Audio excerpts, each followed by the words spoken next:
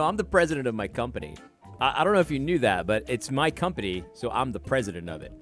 And I'm also the CEO, and I'm also the lead recruiter for my company as well. So I've given myself all of these titles and many more. Like emperor of my company. I've got it all. I'm everything for my company. My company only has one employee, and that's me. I'm also the president of 80 Robles Media as well. I've got two companies. I'm the president of two separate companies. And I don't really talk about, I don't want to brag or anything, but but the thing about my companies though is that they do actually engage in real commerce. I do exchange value for money, goods and services. There's actual real things being exchanged, but when you're woke, you actually don't have to do anything. You can get your titles.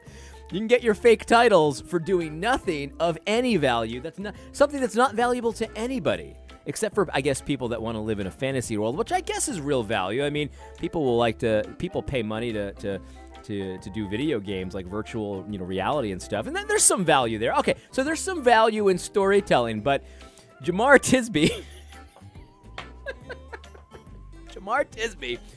was apparently hired. He has another job. Now, he's the president of the Witness Black Christian Collective, but he's got enough time on his hands because of I know it's very stressful to be the president of the Witness Black Christian Collective, but yeah, he had enough time. He took a second job, and Ibram X. Kendi hired Jemar Tisby. So now he's working for another man, and he actually got quite an impressive title.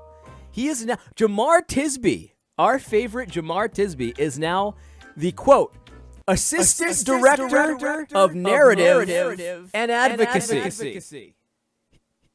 I don't know about you, but I'm impressed. The assistant director. I mean, to be honest, I'm like, you couldn't have given him the full director title. I mean, why couldn't he be the VP of narrative and advocacy? I mean, like, do you really have that many people in your narrative and advocacy department that you have a director and also an assistant director? I don't know. That seems. You ever talk to one of those companies where like everybody's a manager? Everybody's the director of this or the manager of that. It's like, do you guys have any regular? Is this everyone just manager? I wonder if Ibram Kendi's organization probably just a bunch of just assistant directors, and then he's like the president. And there's no directors. Everyone's just an assistant director. And so Jemar Tisby, he made it though. This is where you go. And you going places at this point. He's the president of a fake company. And now he's the assistant director of narrative and advocacy for a fake company as well. That's probably a real company. I'm sure they have receipts, and they I guess they pretend to exchange value for money and stuff like that. Really, they just extort you by saying you're racist if you don't give it to them. But this is too good, man. He's the assistant to the traveling secretary. Oh man. I'm going to make myself the assistant. You know what? From this day forward, A.D. Robles is now the assistant director of narrative and advocacy for A.D. Robles Media. How do you like that, Jemar? It didn't even take me that long to get that title. I just thought of it right now, and now I have it.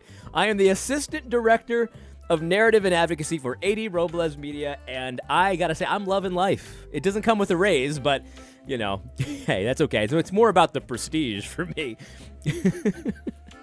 But man, the narrative and advocacy, that's basically just like he's like the assistant director of the Ministry of Truth, like where everything that he says is a lie. Like they probably do. So I was listening to Peter Schiff today, the Peter Schiff podcast. I love that podcast, by the way. Peter Schiff is my kind of guy. But Peter Schiff, I was listening to his podcast, and he talked about this story. I don't know if you've heard it, but about the Georgetown law professors. Two professors got fired from Georgetown Law. And the reason they got fired, unreal, man.